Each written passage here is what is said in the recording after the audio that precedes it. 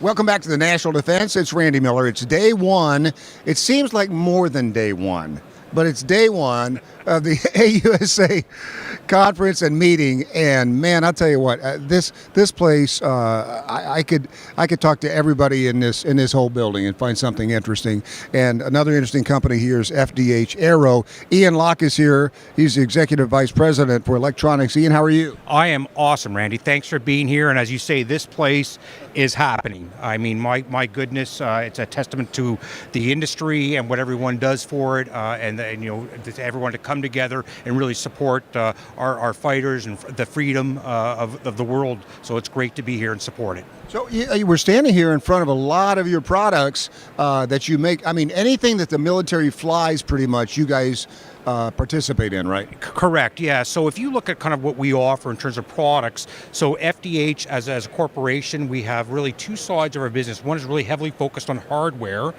The other side of the business is really focused heavily on electronics, and that's really more my side. So if you look at this product board, which I think does a really good job at presenting the range of products we provide to our customers, on the electronics side, kind of our focus is to be able to go into a customer regardless of what platform they're building. So whether it's a fighter jet, whether it's a tank, whether it's something being on a UAV, any of those type of products, we can provide basically everything from end to end that goes into their electrical needs. So whether it's a piece of wire, whether it's a connector, a back shell, all those electrical components, that's what we provide with a really large range of services to support it. So, you know, we talk to your end users. We're on the Armed Forces Radio Network. Okay. So if something goes wrong, can I get your home phone number? Yeah, absolutely. You can have them visit me anytime you want. That's fine.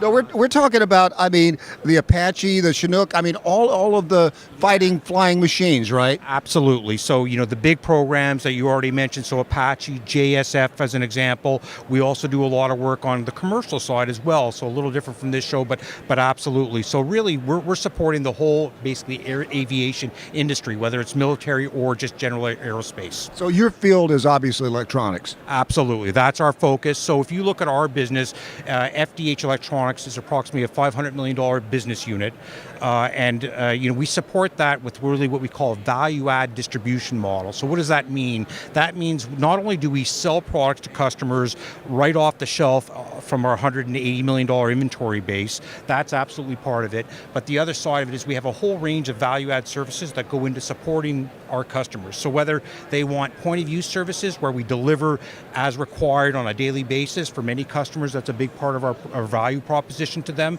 or whether they actually want us to assemble and build connectors. So we'll take actually connectors, and on behalf of our suppliers, big companies like Amphenol, for example, we will take components and assemble them and mark them with the appropriate QPL number and ship those to our customers, typically within 5 to 6 days.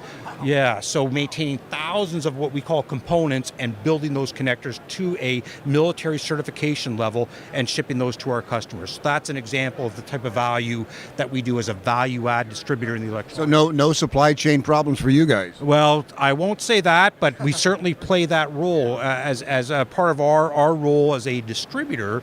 You know, we're really trying to buffer the performance of the suppliers who tend to have elongated lead times.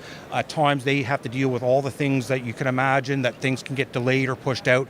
By us maintaining inventory, we absolutely can fill that gap and support them with immediate demand. And all our customers typically have a high degree of fluctuation in their needs, so whether it's design configuration, they have different customers, so whether they're building a helicopter to be used by the Navy or by the Air Force, it really changes what the helicopter requires electrically as well as many other attributes. Yeah, we're talking to Ian Locke here, FDH Aero on the National Defense. So if I point to any one of these components here, you can tell me what they are? Yeah. Can you? Yeah, let's go. Okay, all right, here we go. Okay. What is this thing? These are, okay, you picked a clamp. That's a clamp used to... I started out easy on you. Okay, that's a clamp, basic clamp. Come on, give me something tough. All right, how about this thing? Yeah, so that is a specialized, what we call D-sub connectors, and what you see in here, there's many different, if you will, kind of configurations. So what they do is they build these things differently and assemble them differently to put different type of connection series in it. So the rectangular piece on the exterior will be the same. but then inside you will basically create a different layout for each application. What about this thing right here? That's a really good question. You got me on that. I have no idea, Randy. You could have made something up. I wouldn't know. It looks like something from the hardware group, and I can get somebody who knows a lot more about that than I do. Hey, What I draw your attention to, I was speaking to you about this before, but you look at these connectors here. These are connectors that we would actually assemble in one of our 2 facilities, typically in Oklahoma or in Ronkonkoma, New York. And again, you see this piece of plastic. I'll kind of just talk about this in layman's terms, but basically, depending what piece of plastic you put with what shelf, the shell, the metal portion, and how you position it together, that creates a part number. So that's a big part of what we do. We typically in a given month build about 100,000 connectors. In a month? In a month, every month, yeah. Are you guys, I would imagine, always looking for electronics, people interested in electronics, people coming out of the military, transitioning back? Are you actively recruiting all the time? Yeah, so we've got a great HR organization. Matter of fact, I'll call out to them. Last week, we were actually awarded from Business Aviation. We were acknowledged as one of the top employers in the industry. So that's really good notoriety for FDH. We're very proud of that, and absolutely. So our veterans focus to try to bring people in a whole range of positions, right? So people who are just wanting, that is an ex-mechanic that wants to help build connectors or assemble assemblies, to somebody, we just hired somebody in Texas, for example, that is very familiar with the whole cycle of products, and they're going to become what I call a technical sales representative. So they will go into a major customer and they will help design products into those applications in conjunction with our supply base. That is so cool, and I would imagine, Ian, since you supply the components for all of these great military flight machines, you've ridden on all of them.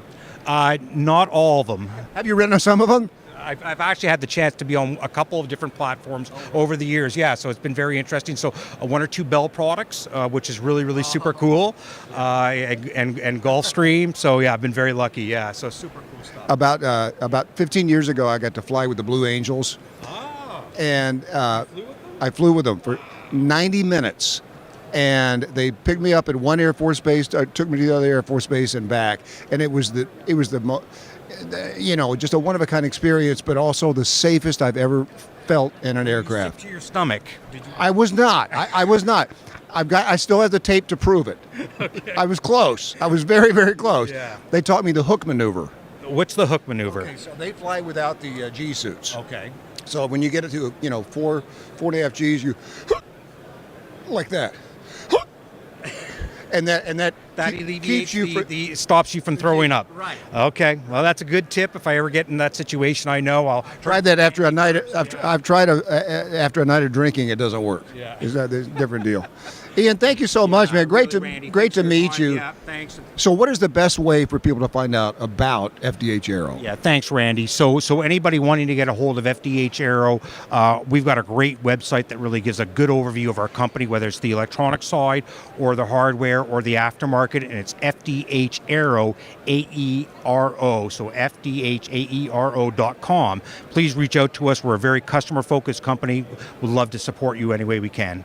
And for the viewers and listeners in Alabama, that's AERO. That's Aero. We'll be right back here on the National Defense.